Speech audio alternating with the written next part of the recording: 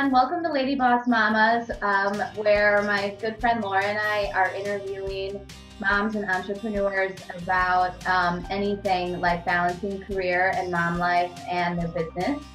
And my business is called Ades Maternity. It's a clothing line for breastfeeding moms.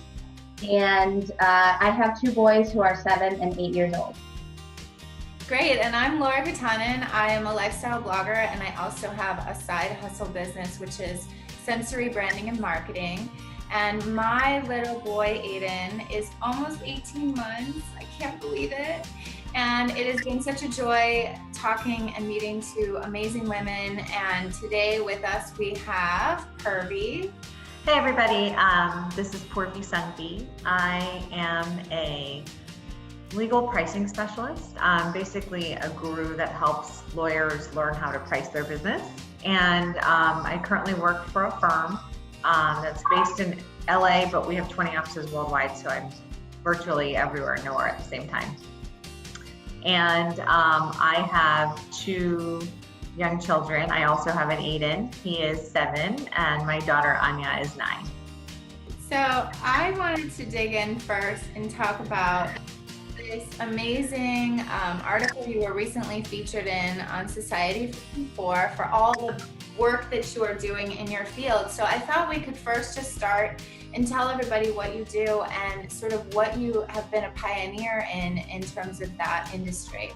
I fell into the legal field probably, I don't know, like 12 years ago, 13 years ago. I had graduated with my MBA and I was looking for a different opportunity. And I happened to be living in Washington, D.C. at the time, and law is big business there.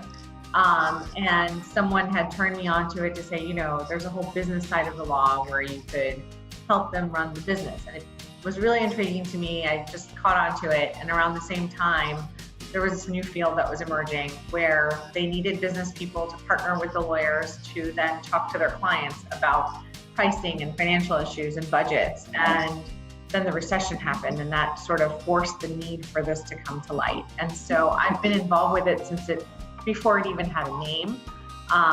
And now we call it legal pricing. And it's been really neat because I've been there from the get-go, and I've been able to go into firms and create a position, where none existed, create a team, create processes. And I've been fortunate enough that other firms have hired me away to do the same thing. And so I've gone in and done that. And I love it. There's a huge education component to it, team building, just learning how to add value to someone's business, which I derive a lot of joy out of. And it's just led me to help, you know, connect with people who do this. There aren't too many of us. There's more now, but there weren't too many of us when I first started. And so it was really nice to connect with them and learn how to share best practices and figure out how to do what it is that we do. And how do you feel that being at the forefront of something like this has shaped how you are as a mother? Well, I continue to do it because I'm one of the only women that has been doing it. There's more now, but it's kind of neat. One of the only Indian American women that I know of, if not the only in my field, which is kind of neat as well. And so for me, while it's a struggle, and I've heard your other guests speak of this before, like the many hats you wear and how it's a circus doing what you do. And I mean, a lot of people who are very successful women who do what they do will always say you face that constant struggle. When you're doing one thing, there's like 5 things that aren't getting done. And I struggle with that all the time, but I know I'm setting a really good example for the kids to continue to strive for more and to have achieved things that other people haven't, which is why I keep doing it. Has your daughter ever come to you and and asked a really difficult question as it pertains to like your work and like what you do, or you going to work, and how have you responded to that? Well, you know, there are times where she will just say, you know, I wish I could see you more. I wish you didn't have to go to work, you know, and I get that a lot. I've been fortunate that my personal circumstances have allowed me to shift my going to work to actually working from home full time. And so I'm a remote employee. I have my whole office set up where I can see and talk to anybody in any of my offices at any time, but I never have to leave. So that's added a lot of bonus points to our quality of life because my kids do see me more. But it gets a little tough because at times they don't understand why my office door is closed and they can't come in and, just waltz in on my video conference calls. And so there are times where the difficult part becomes, just setting the boundaries in terms of when mommy's at work, even though she's here, she's at work. Okay, so Purvi, my question for you, because I also read the interview that you did for Studio 54, and one of the questions was, what is your greatest fear? And you said it's not living up to your full potential in all areas of your life, which I can completely relate to, so I love that response. And then you talk about finding that balance with like family and success. Yes. And so my question is, what do you think that formula is? Like, is it like doing everything, or is there something more to it to get that balance? So this is interesting because I've been thinking about this a lot lately. In fact, I was just discussing it on my run this morning with my friend and running partner, Meredith. We were talking about this whole wanting to take on everything, not saying no enough, and all of a sudden you've got a million projects you've started and don't really know where you are on the progress chart with a lot of them. I think women do that a lot. It might just be a personality trait, I'm not sure. Especially women who are high achievers that want to just have their hands in a lot of pots. That's how I am. And that is one of the underlying things about me not wanting to live up to my full potential. I hear that in my head all the time. Like, why should you say no? You can do this. You could be every woman, And understanding that while that is a good thing to want, don't set myself up for failure, So being very realistic about what it is that I can do and can accomplish. And I think goal setting has been one of the things I've been trying to put in the forefront of my mind for this year in terms of a New Year's resolution. There's that 7 habits of very successful people that will say, okay, at the beginning of your day, write on a Post-it what you can realistically accomplish. And that's it. Just do that and you get those things done and then move on. And that's a very good thing to live by. And so what I've tried to do is that. I try to do that on a daily basis, but then I also tried for the month, at the beginning of every month, like on a sheet of paper, maybe fill up the quarter, half of the page with the goals that you want to accomplish for the month, and just be very realistic to say, okay, what do you physically have time to do? I was thinking about you said probably almost the only woman and Indian American woman doing this business. So what has been the biggest hurdle for you in respect to that?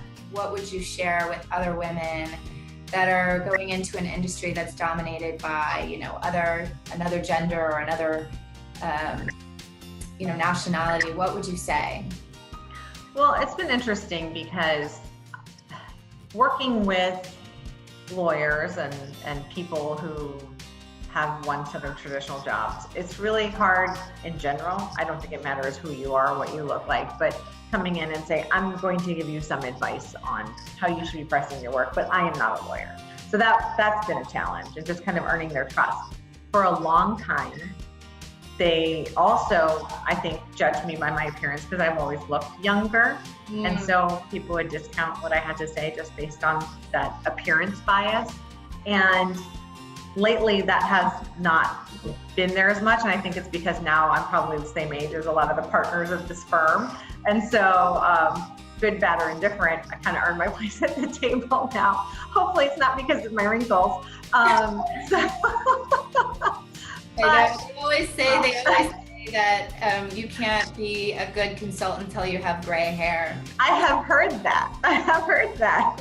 So I don't know what it is, or maybe I just have a little bit more confidence now because I've been doing it for so long. And I said, look, this is how it's going to go, and not being afraid to have that stature.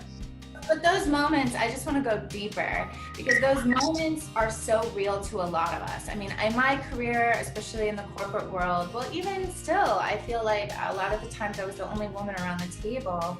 And and a younger one as well. And I think that there's these insecurities, and you said something about, well, maybe now I have more confidence, but you have to take steps. So what do you remember doing to really help you kind of like show up not like be intimidated or, you know, like what are practical things that you would say, try this or think about this?